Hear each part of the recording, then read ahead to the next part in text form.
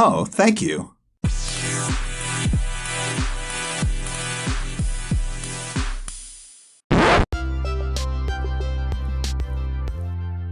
Hello, everyone. Okay, so just forewarning. I am so sorry that this episode has echo.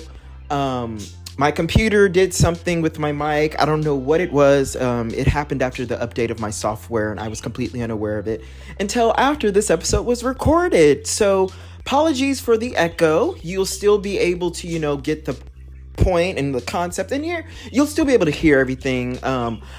However, the video that is posted on YouTube of the podcast does not have an echo. So you can go check that out if you want to. Either way, you could still hear the audio. You'll still enjoy it. It'll still be very much understood. But yeah, check out the video link in the episode description below for YouTube. Woo! YouTube, woo! Other than that, folks, enjoy this episode and thank you so much. Don't forget to share this episode, subscribe to the podcast, aka follow the podcast, whatever podcast platform you're using. It really does help get the word out. The more notoriety on the podcast, the more people will be healed. Remember, folks, it's about healing the world. The algorithm, it increases for those who don't know the podcast, all because of your small contribution of sharing it or following the podcast. Someone's coming across this podcast because of the algorithm, and they're going to be healed, or they're going to decide to stay on this earth just a little bit longer because of the special guests and because of the amazing supportive audience that this podcast has. I value you all so much. With that being said, enjoy the episode.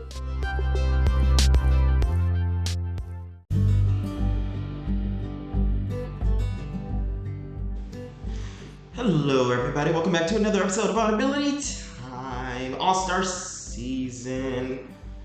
Okay, Kiwan's back, aka Dr. Tabari. First off, you already know you're an all-star. I was gonna ask, how does it feel to be surprised to be on an all-star season? You know you're an all-star. Everybody knows it. Everybody loves you. Thank you. Okay.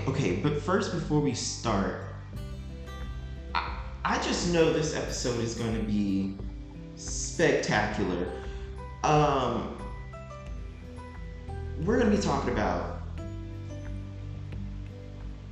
Man, this is about to be fire. We're going to be talking about how capitalism affects mental health. This is huge. This is huge.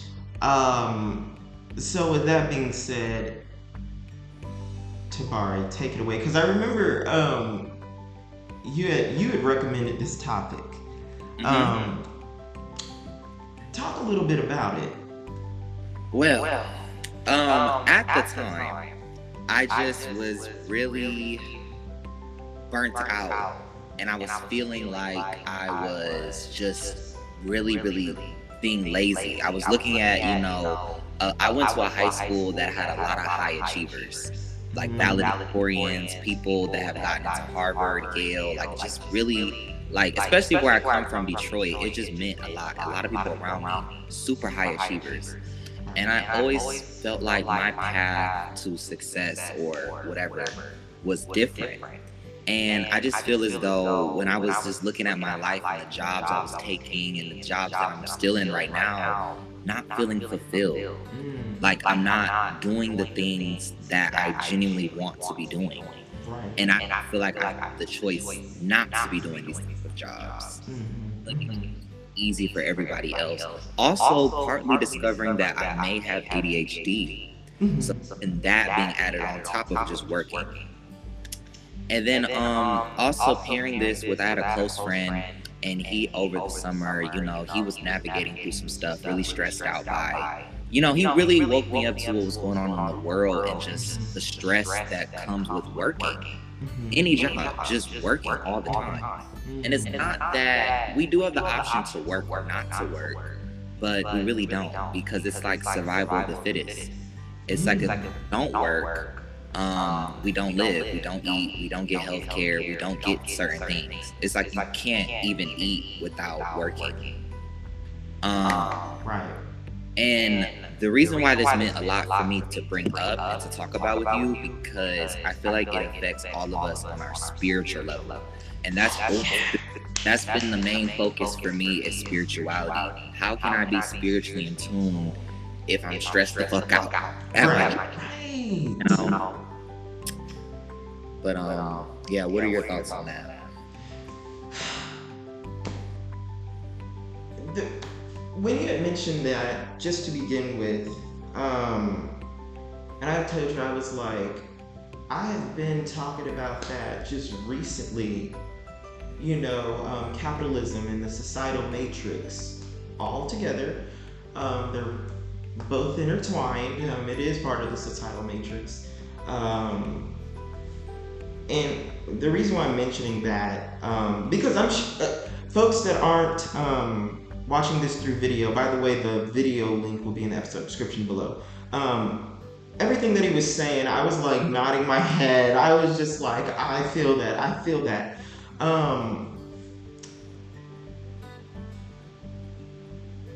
We have like basic needs, as human beings. Shelter, food, you know what I mean? Just basic human needs. And it sucks that we have to work and work and work just to get that.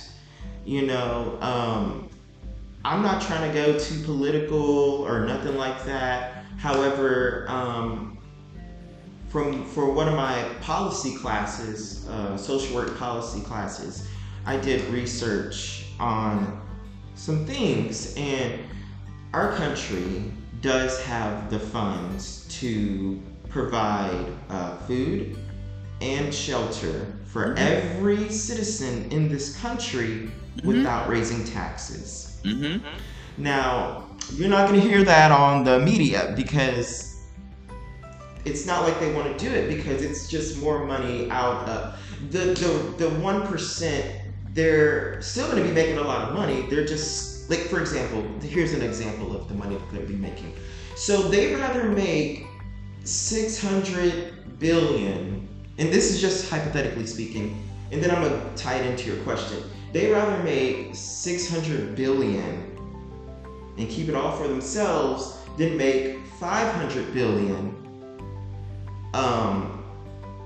if they can, by giving people the basic needs that can be done.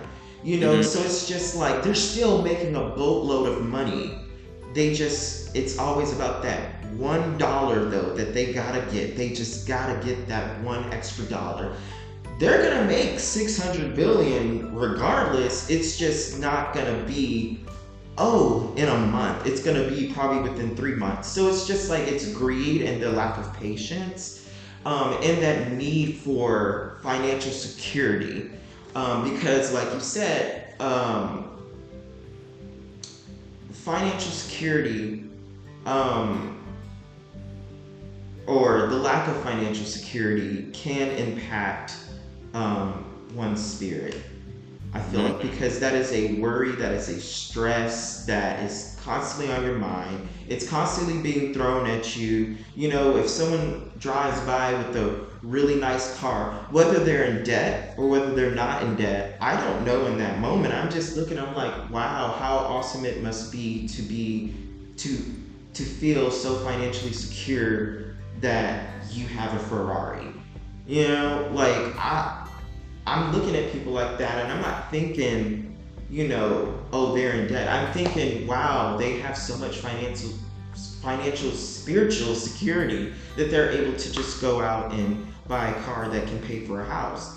And that's not bashing them. I'm just saying, like, that's what goes through my mind, because I'm sitting here struggling, and it's been impacting my spirit, so much so, I'm gonna just be honest with you, so much so, like, folks know that I struggle and suffer from suicidal ideations.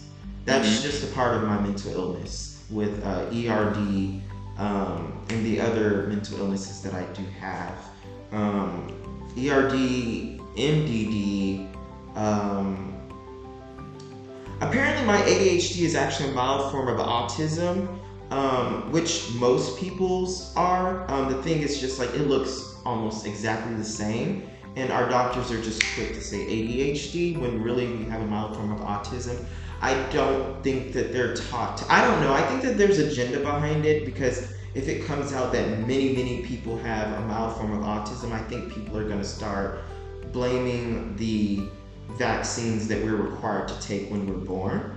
Yeah. Because I already know that that's a controversial topic of that they cause autism. So I think there's a strategic. But anyways, did I say PTSD? I mean, it's like you can't tell now because of so much healing. But anyways, long story short, I suffer with suicidal ideations, and I wasn't one that was ever scared of debt because I had some form of a steady income to at least pay little by little. However, these past few months I have not had that, and just, being in debt, it made me more suicidal. It made me just be like, I can't escape this. It feels like it's gonna last forever.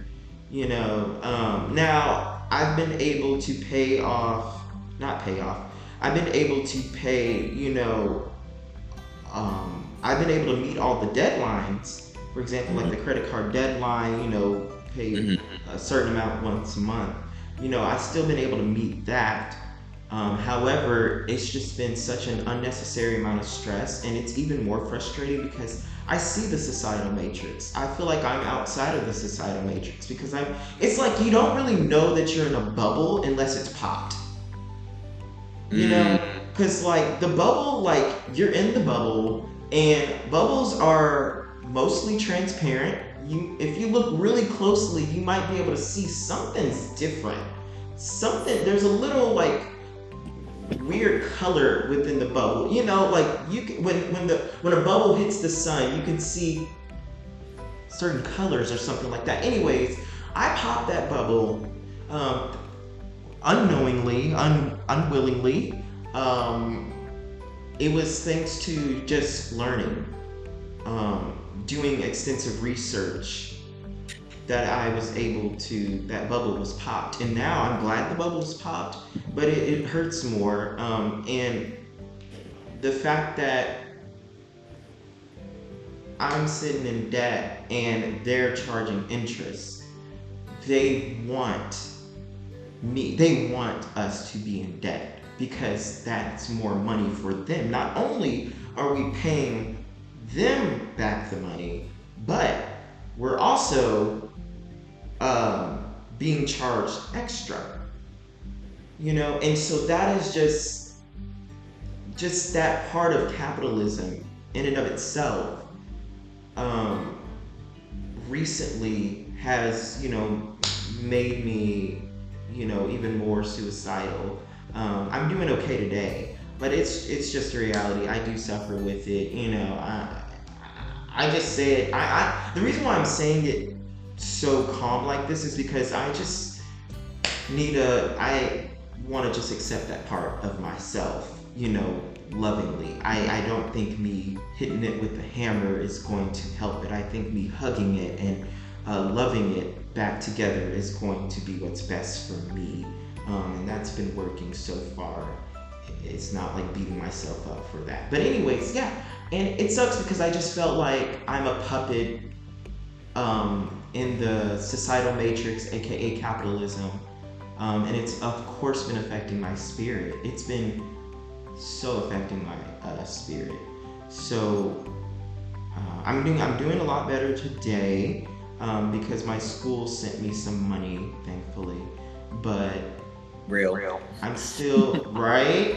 I'm still, having to recover and decompress from the spiritual turmoil that, the fact that we need money, has done to me. Last thing, I hate money. I wish we can go back to the barter system where saying this. I've been saying this. I don't understand why we can't go back to trading services. If you do hair, if I do nails or something like that, we should trade services. If I sell milk and you, I don't know, you're a gardener, we should trade services. I don't know if we could ever get rid of money at this point, but I feel like we should reincorporate trading. There should be trading. I feel like because sometimes and not stock market trading, folks. That's not what we're talking about. No, not that type of trading. Because what I realized, even with like my own friends, we're all very skilled at something. And I notice I'll go to a friend for something specific because they're very specifically good at this thing, but they don't have a lot of money. I don't have a lot of money necessarily, but we can trade services. The stuff that I'm good at and the stuff that they're good at, we can trade that knowledge, even if it's just knowledge. You know, like there's a lot of stuff I've learned spiritually or things that I've done mental health wise to help people, just talk to people. I could trade that service for something else. It's just like, you know, I feel like the world, if I was able to tailor it, I would do it more on a trading system based on what are people good at. What are you passionate about doing? Let's get you passionate enough to do that, and we're gonna trade there. Right. Right. But as far as like the stress of like capitalism, I really felt it. I remember when we first did probably our second podcast last school year, last semester. And basically when basically something had happened with my financial aid with my school, so I randomly later had to pay like $1,000 to them. I had nowhere near $1,000, and I was too busy going to class. I couldn't work full time during the school year, so I had to conjure $1,000. I don't know how I did that. I mean, I guess I had to work more. Then I had to like go to my family, which you don't want to do because your family aren't multi-millionaires either, so that's stressing you out because they have to work more, you have to work more, and it's just to go to school. And school is a whole different section of capitalism. Exactly. You're paying, for me, school for me costs about $30,000 a year, and basically if you're not getting those scholarships, which is basically like, you know, trying to sell yourself to organizations, you're not getting all that money that you need to pay $30K a year, which is crazy because a lot of the knowledge that you learn in classes are stuff that you can just go read in a book. But if you just go educate yourself with a book, you tell your job later, oh, I read these books. I'm very educated. I took notes on all this stuff. I know how to do accounting. I read all these books and I took lectures and stuff. They're not going to give you the job because they want you to do a degree. Only way to get the degree is to go through capitalism. It's like certain things are blocked off unless you go through capitalism. Exactly. Strategically. They are placed there. And then what was more interesting to me is that to escape the stress of capitalism, you almost have to be a part of the system of capitalism.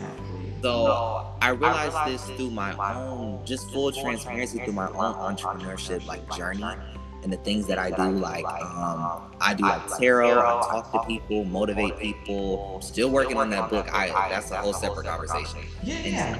I was gonna ask you about that.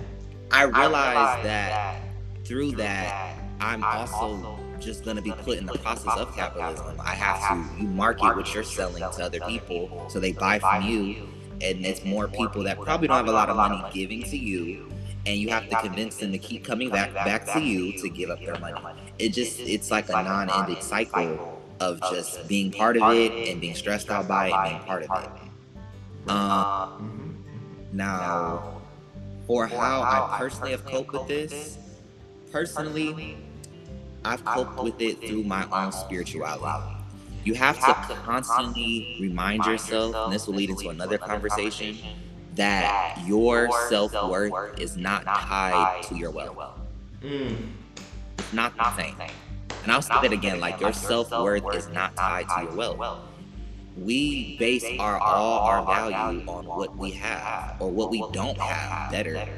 And people have to realize the fact that you're breathing is the wealth, is the success. I made a video on this recently. You breathing is the success. The skills and the gifts that you already have, you already are successful. Um, People's idea of success is so misconstrued because we look at, like, baddies on the internet. We look at like rich men and stuff like that, and they have like the long, like in terms of a woman, long nails, body done, long hair. In terms of a guy, jewelry, cars, nice clothes. That's what we all like subconsciously are trying to be. And to a certain degree, yes, it is appetizing, but that's not what's going to make you worthy. You're not going to feel any better once you get those things. Yes, you'll remove the bills and the stress, but I think what people don't realize is that when you get money, it's just going to remove the external stress. It's not going to remove the internal stress. Bro, I'm writing that timestamp down. Continue. I'm writing the timestamp down for advertisement. Because there's two different types of stresses to me. There's external stresses and there's internal stresses. There are the things that are externally stressing you out, like other people, friends, family, your car stopped working, bills you have to pay, debts, loans, school, work, bosses, enemies, anything, natural disasters. Those are external stresses that you can't control. And you can't do anything about changing that. Right. The money will solve all of that. Money can get people away from you. Money can get you on a private island. Money can get you away from all of that. It's not money can't get you away from self-hatred.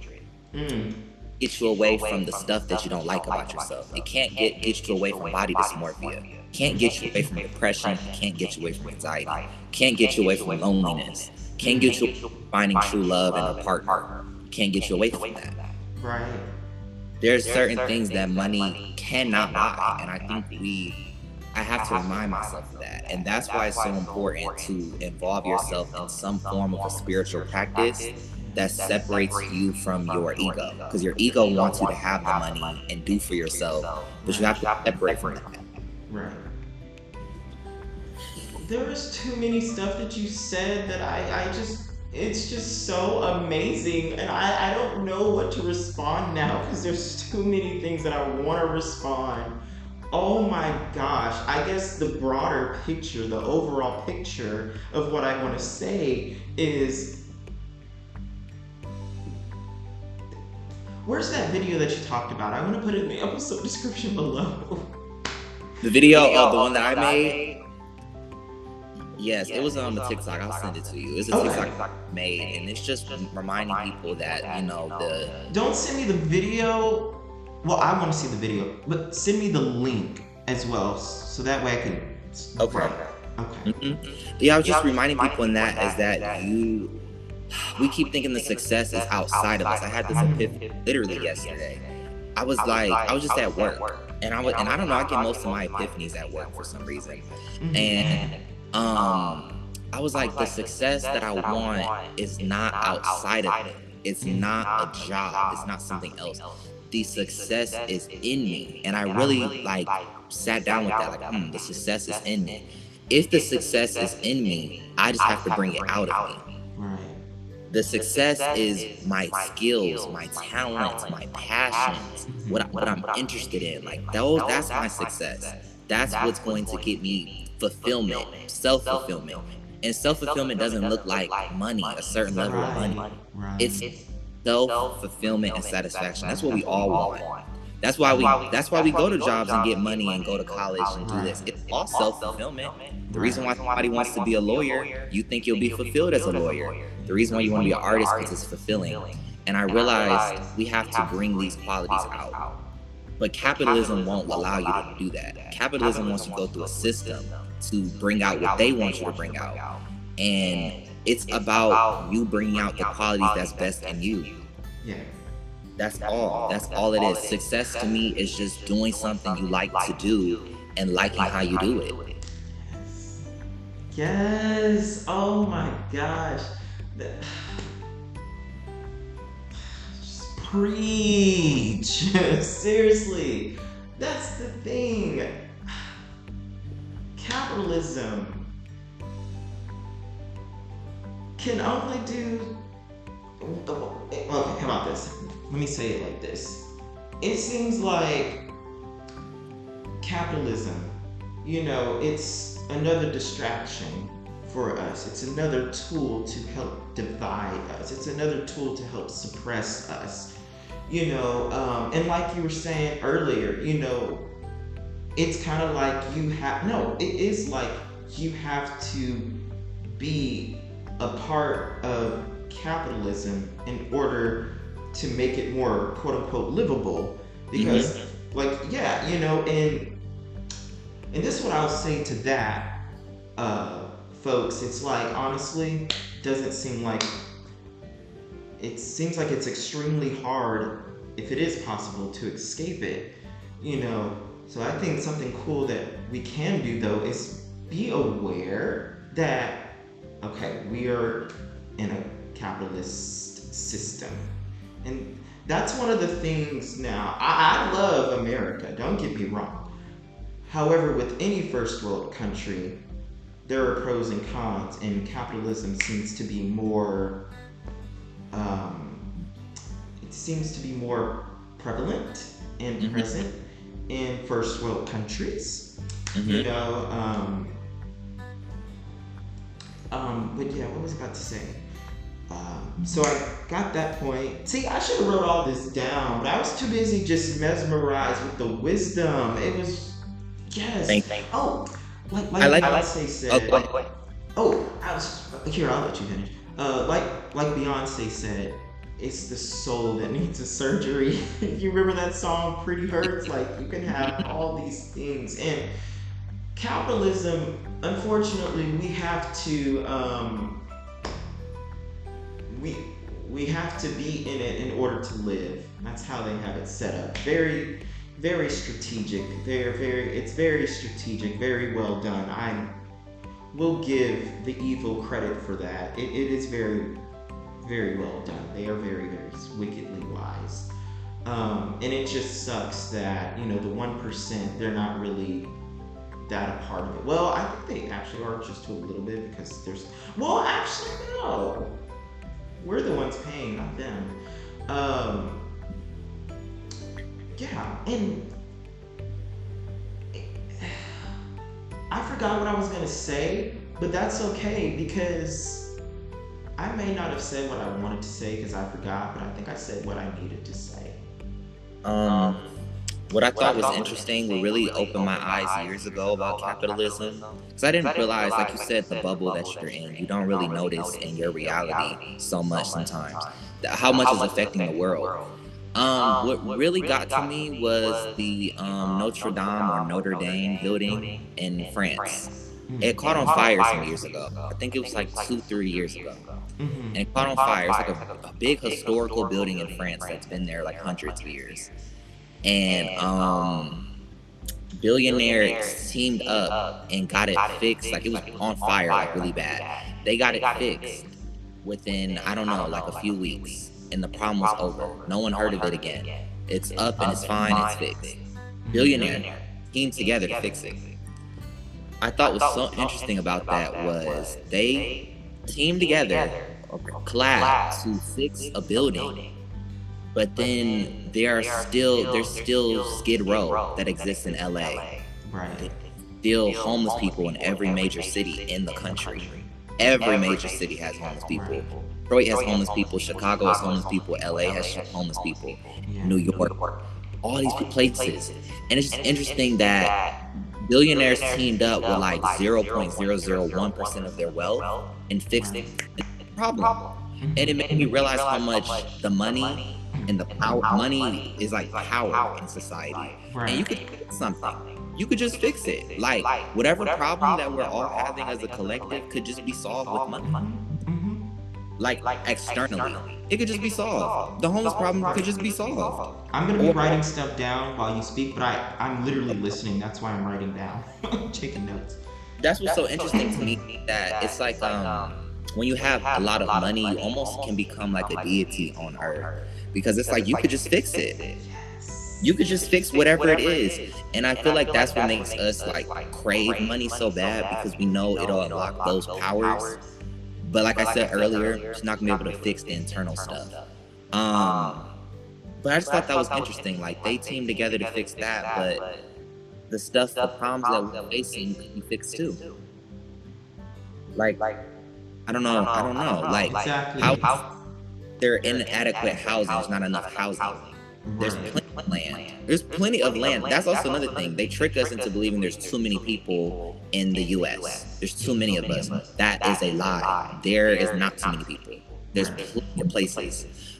Rich people or people of the 1%, they buy a bunch of land to not touch it. They just land and they don't touch it. You heard And what then they did in Hawaii, right? I'm sorry? You heard what they did in Hawaii, right? I ain't No. gonna go there. Never mind. Okay. Mm, Okay. I'm not gonna. But Get on my they nerves.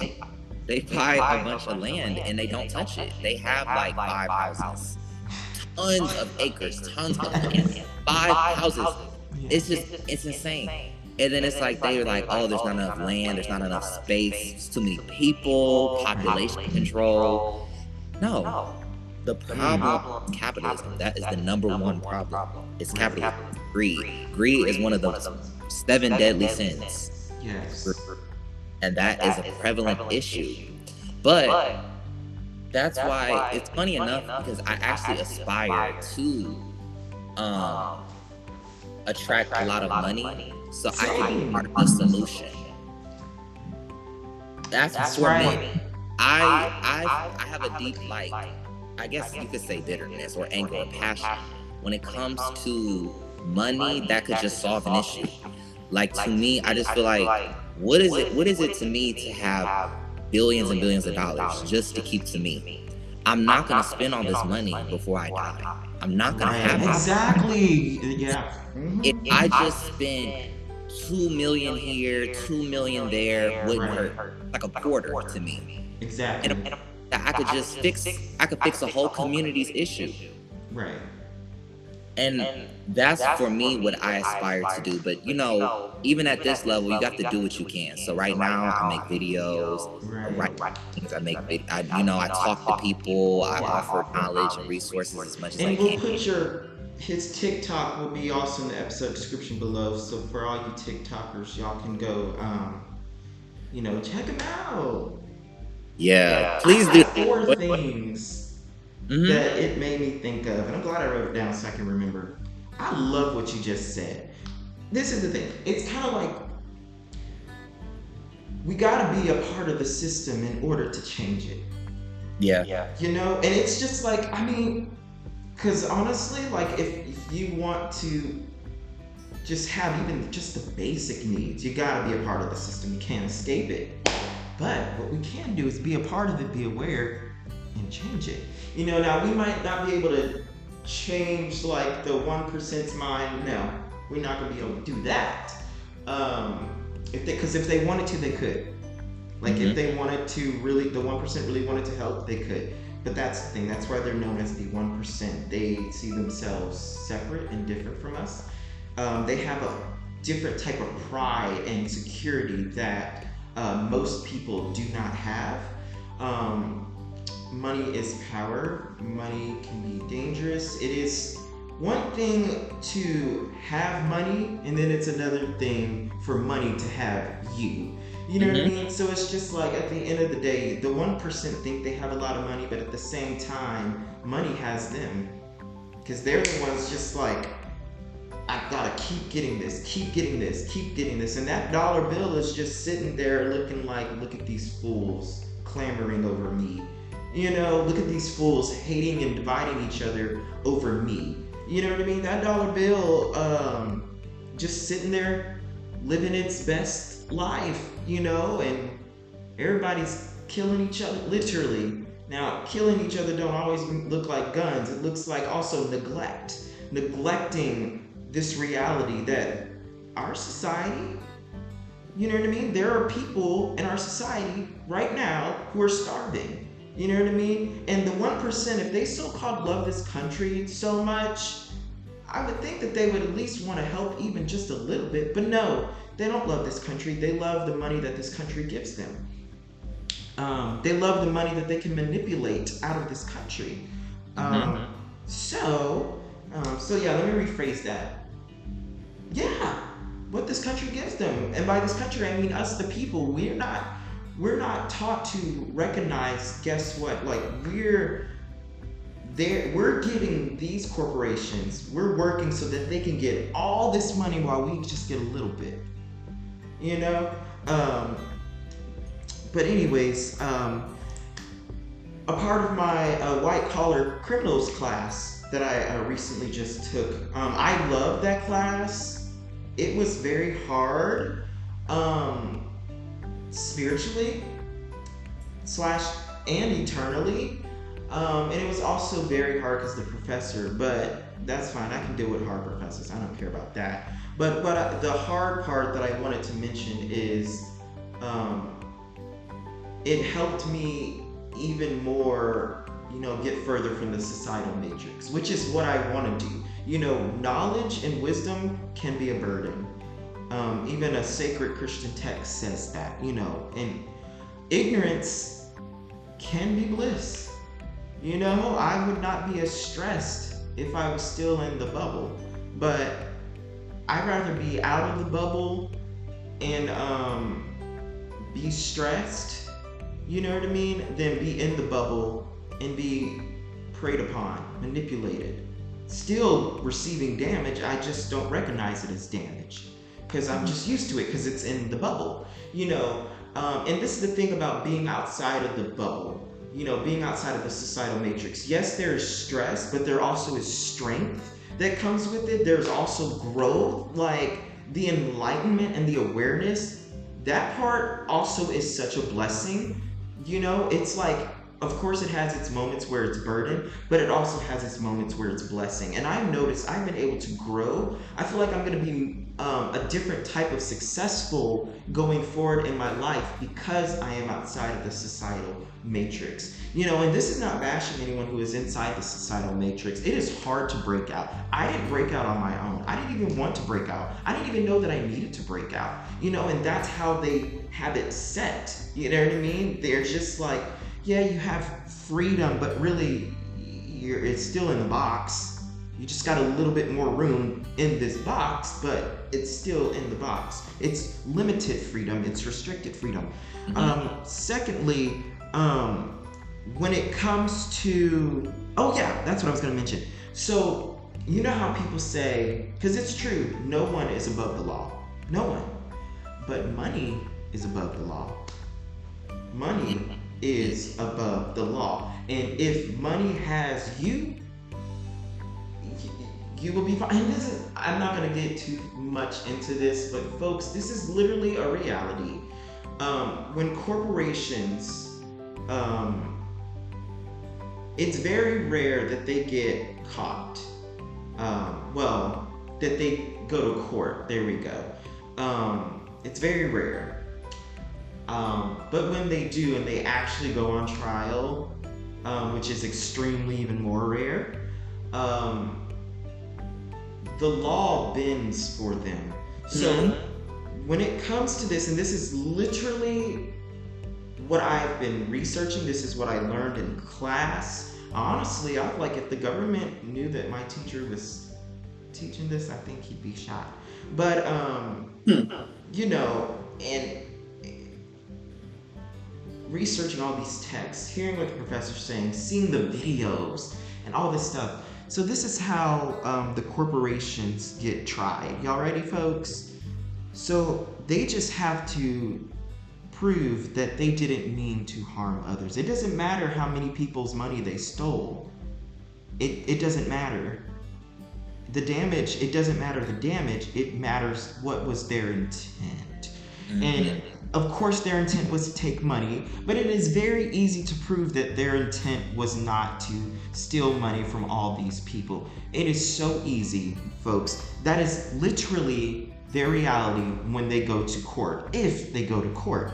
You know what I mean? I'm not even joking, folks. That is literally their reality. Now,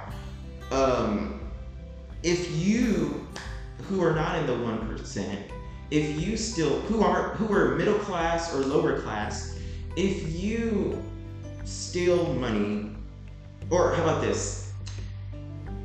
If the way the law is bended for them, if that was bended for us, I don't think manslaughter would exist as a criminal charge, because manslaughter is you didn't mean to kill the person. You didn't intend to.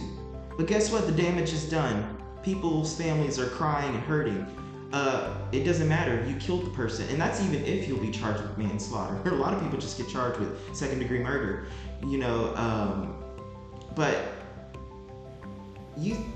this is just showing, like,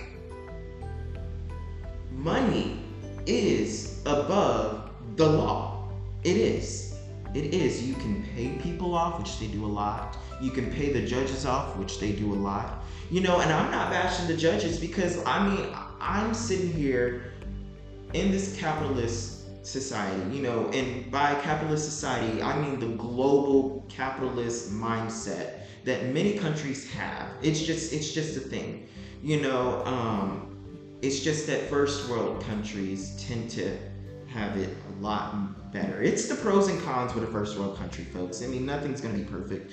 But if I was the judge, I would say I'm 99.999% sure that I would not take that bribery.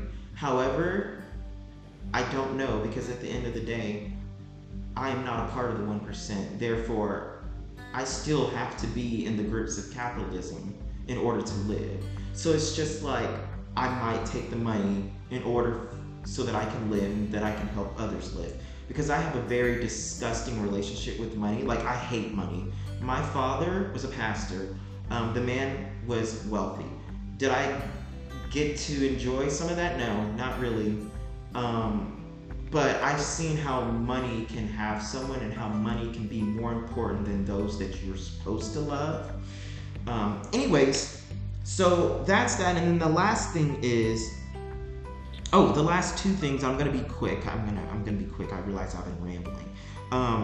We're conditioned to think that it's simply handouts if we give money or give shelter to those who are homeless. We've been conditioned to think that. We've been conditioned to think that it's coming out of our money. Some of it is. The thing is, it doesn't have to, though. But they have it set like that because it's directly affecting us. It's directly affecting our wallets, which a lot of us are struggling as it is. So of course we don't want to give out more money. We need the money for ourselves first to make sure we gotta live, So yes, it is coming out of our taxes. But the literal reality is, statistically speaking, research speaking, folks, I got the credentials to back this up. It does not have to be like that. And then the last thing, we do have the money to give people shelter, and it doesn't have to come from the taxpayers. Okay, and the last thing, going back to what you said, and I would love to know your thoughts on this last thing, or any thoughts that on what I just said. But when you mentioned, the barter system, you helped me to see something, is that it encourages creativity. It encourages, people just their gifts. You know what I mean? Just trading good for good. It seems like when we're working for money, it seems like it limits creativity. It seems like that's taking all of our energy, and it's not our fault. It is just the unfortunate reality of how they got us set up in. Yeah. And if you think about it, it could, and in many ways, it could stop robbery.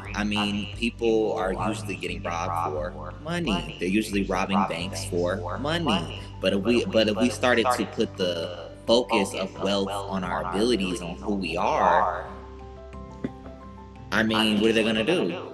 Right. They can't, it's no more money, it's no more credit cards to take, it's no more scamming to be doing. You are the asset. You are the wealth. What would I say? Preach. A very like abstract kind of concept that ties into capitalism that I kind of want to talk about with people is me and my friend were researching, and I'm not against astrology or tarot, any of that, because that's all the stuff Me either, exactly. Spirituality. Ooh, yes. But this is the point I want to make, because I really want people to shift their mindset. Stop thinking that you're not getting ahead because of you, because you're not valuable. A lot of the celebrities or people that you watch, they are utilizing someone who's good with spell work or somebody who's good with astrology in order to grow who they are. They're using magical practices in what they're doing. So you're thinking you're not good enough because you're working hard and you're not reaching celebrity status, but you don't realize that there is the Satanism, demonic contracts, which we won't get into. Then there's the magical stuff. There's the magical stuff that goes on, and then this has been proven too. Lots of billionaires use astrology to plan out when they're going to do their deals in stocks and trading. It's a real thing that people pay a service for. So, I want people to start thinking that they're. Say that part again. You want people to what? I was saying I want people to stop thinking they're the problem. Okay, gotcha. Because it went quiet. I couldn't hear you. I want people to stop thinking that you're the problem. Like, these people at the top are utilizing resources that, we do have access to, but how do I explain this? They are using advantages. They are using privileges to get ahead. They're using privileges to keep their wealth. So, it's many people I follow that I really admire. They do a lot of spell work and they do a lot of astrology and a lot of stuff to help celebrities get ahead. It's tons of celebrities that I won't name that I know for sure see a psychic, they see an astrologer. And that ties in with the capitalism too. They have more money so they can get more people to do that type of stuff. So basically, to sum up the entire point is that, celebrities, people at the top, they have all these resources, all this stuff that's helping them propel in their career. So if you're not propelling in your career, it's not the fact that you're not working hard enough. It's not that, okay? Everybody's value, but once they get into that system, into the industry, they make sure they're successful. Once they sign those contracts, they make sure they're successful. It's a cost that. What does that cost? Their personal happiness and their soul. Everything dealing with their soul. Everything dealing with their spirituality. It's funny because a lot of celebrities, actually, they're no different than us. They look like they are. They're still puppets. A lot of the things that you see celebrities doing, we when we see it in the news, we think it's them. We think it's like them.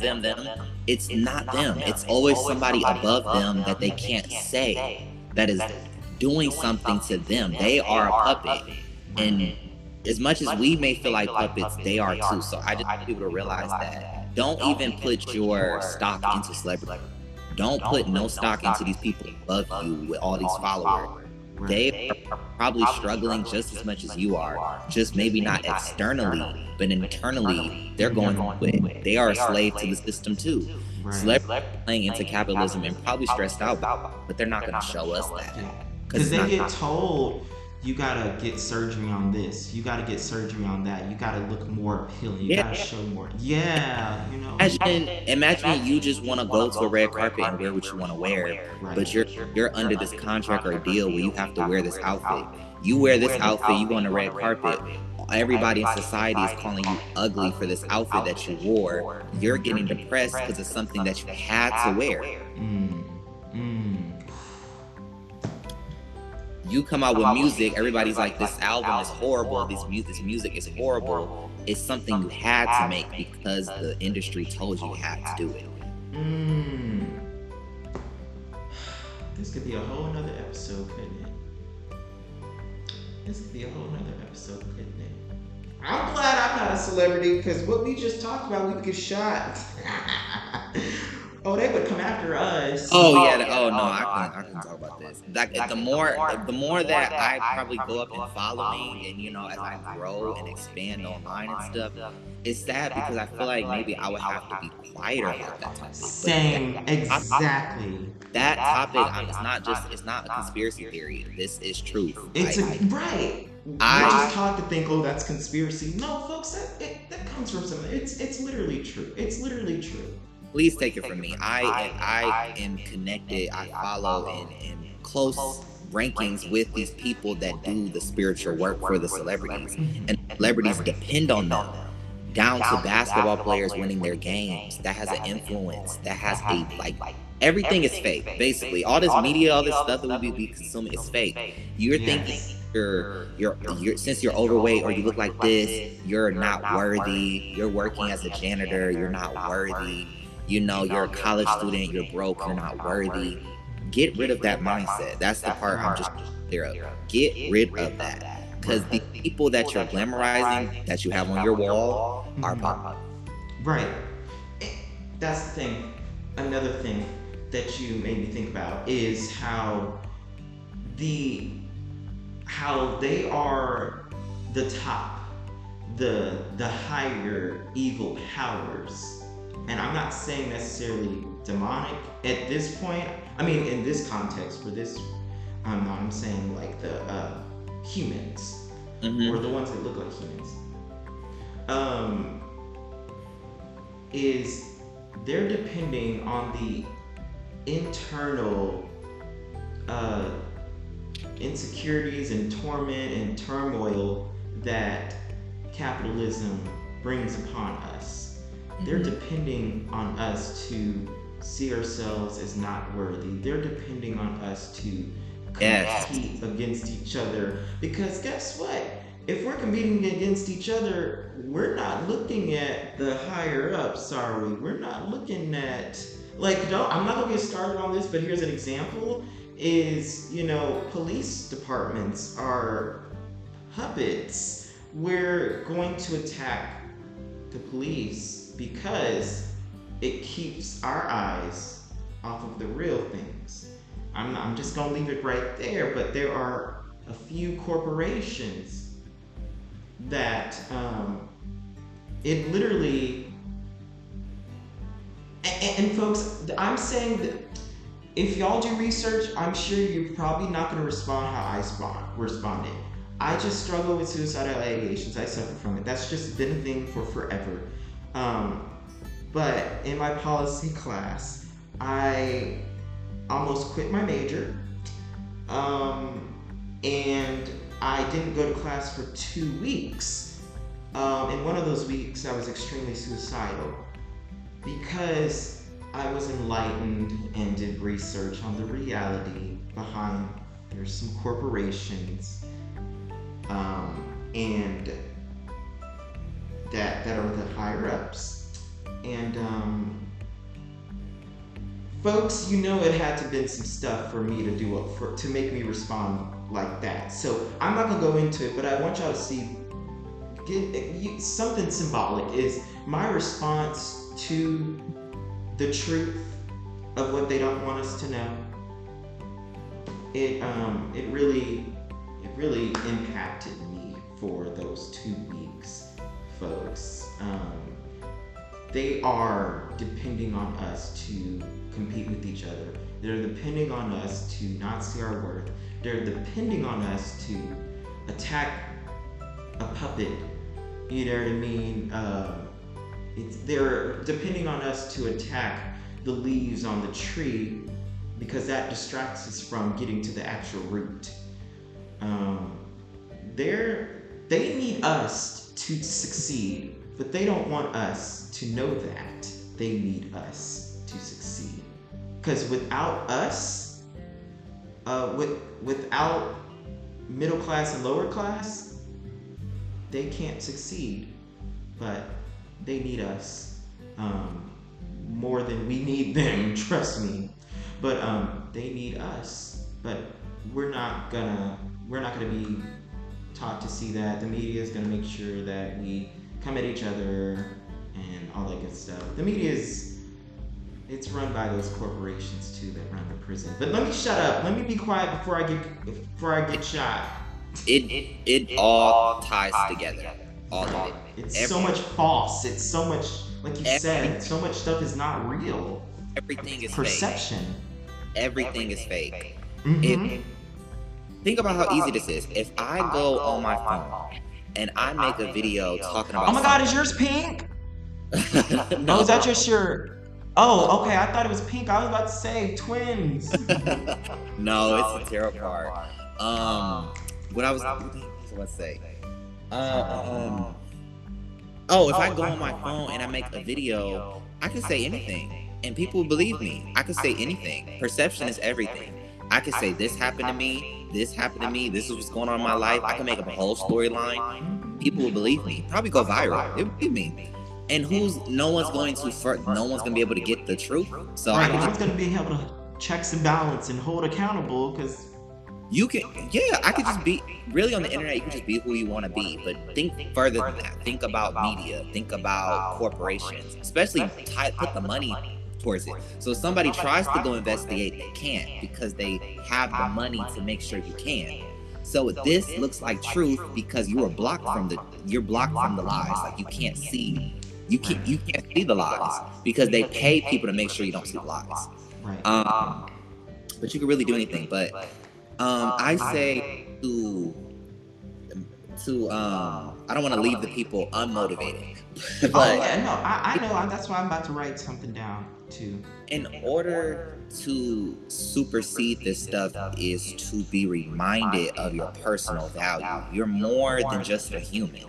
You are everybody listening, and you, Josiah, are all very powerful spiritual beings. And as someone who has studied all different types of spirituality, there's so much we can do with our brains and with our bodies that we don't even fathom we can do.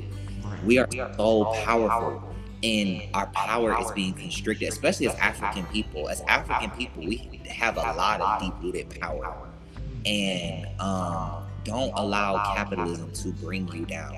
Just start with that mentality that I may have been freed from the external slavery, but I won't allow mental slavery. If you can get over that mental slavery, even if you are still going to your job, you're still going to know, okay, I'm not this job. This won't be my life forever. That's the mindset you have to get into. This will not be my life forever.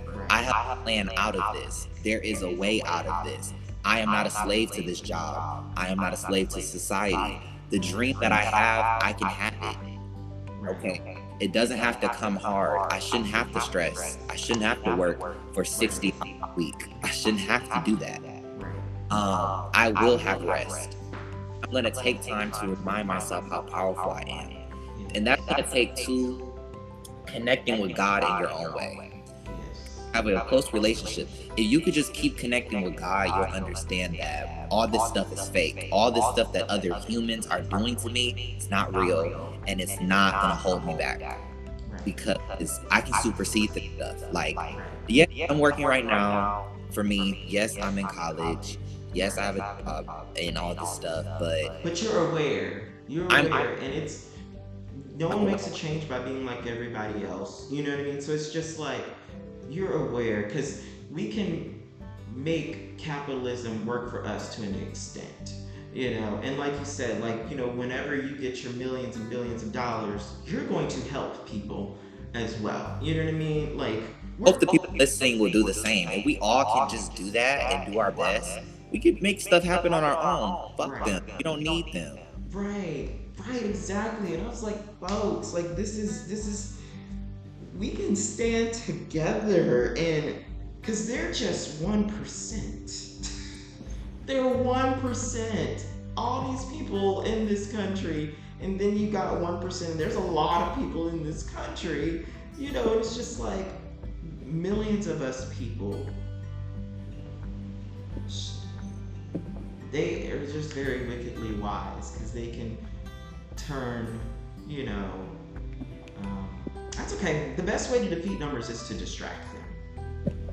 You know, is to make the numbers go for themselves. You know, and I'm about to also leave the people encouraged as well. But Folks, it is very understandable if you're listening to this, then you're, um, laughing at this or saying, oh, that's not real. So I want you to research that discomfort that you're feeling. Investigate that discomfort that you're feeling. Investigate that instinct to completely just deny everything that we're saying. I want you to recognize who you heard, that all this is like the things that me and Dr. Tabari, because he will be one day, and Kiwan, this will be labeled under conspiracy theory, okay? When it just comes to any conspiracy theories, let's just talk about this since we're in this present moment, is who did you hear that what me and Kiwan are saying isn't true? Where did you hear that from? And also ask yourself, do you have the research to back it up? The really deep research, to back it up. If you're telling yourself, well, I just always heard that that's just conspiracy, that's not true, that is not a credible source. So investigate that, folks. You're not bad for thinking that. They want you to think that. You're instantly going to have you're instinctively going to have that, oh, this is conspiracy. And then also, folks, it's kind of like that $100 bill that's on the ground. That thing is stomped on, looking dirty, just a mess, but it's still, it doesn't look like it deserves to be $100. But it doesn't matter what it deserves. It matters what it's worth. It's worth that $100, regardless of how it looks. Folks, we are kind of like that $100. However, we're humans. We can do so much. We are human beings. We do so much more than what $100. All $100 can do is just buy, $100 worth of items. It still has its worth, because we give it value. We give it. It doesn't have to earn it. We give it. However, humans, we are valuable. We are worth. We can do things that money can't do. Mm-hmm. Money can't hug someone at night. You can't pick up the phone and call money when you're crying. Thomas Jefferson, he's not going to be listening. The man's dead, and that's just a photo on the dollar what is it, $100 bill? I don't even remember. I don't remember. It's whatever it is. It's a dollar bill. It's not caring how you're feeling, but we give it worth. We're worth so much more than $100 bill, regardless of what someone or something tells you. You are valuable, folks. And if no one today has told you that you are valuable, please allow Kiwan and I to be the first, and then allow yourself to be the second. Folks, you are valuable. You are worthy. You don't have to earn it. You don't have to deserve worth. You don't have to earn worth, despite what society and things are telling you. That's not how human spirits work. You are worth. You are worth. You are more than your highs and your lows. You are just valuable as you are. These material things, they can't hold you at night. Folks, like, deserving means earned. That's not even on our playing field as spiritual beings. Deserving is not even in our vocabulary. We don't need to be earned or deserved. We are just worth as it is, folks. Just straight up as it is. That's the reality of it. And with that being said, also, folks, I want you to randomly message somebody right now that they are valuable. And then don't respond back because it's funny. You'll see the response, what? But they need to hear that they're valuable. Someone do it. I'm about to message someone that they are worthy and valuable right now. Oh, let me do that. Hold on. Right. We gotta do it. Okay.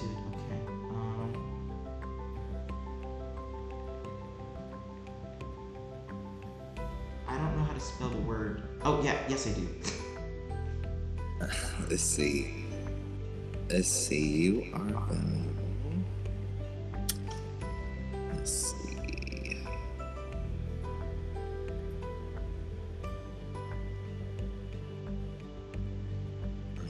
Let's see. Okay. No, everybody I'm texting has D&D on. Like, what's that about? They have what? D&D. Oh. Do not disturb. They have do not disturb on. Like, what is that about? Why do they have that on? Let's see. Right? I'm just like, Okay, great. Okay.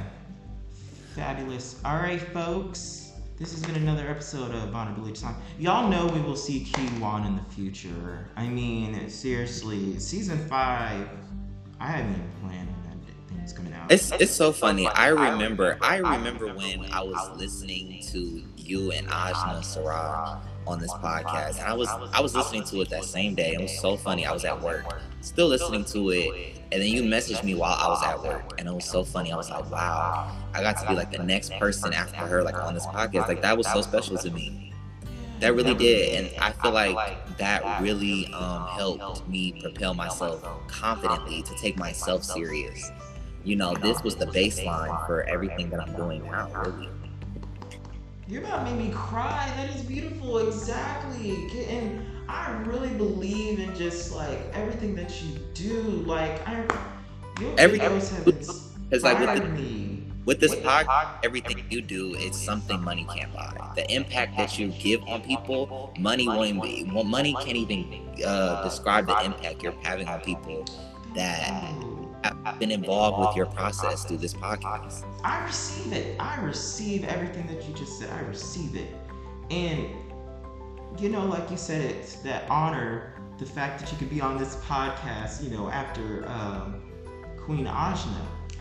You know, you are heard and healing all over the world. This podcast is top 14% most followed in the world.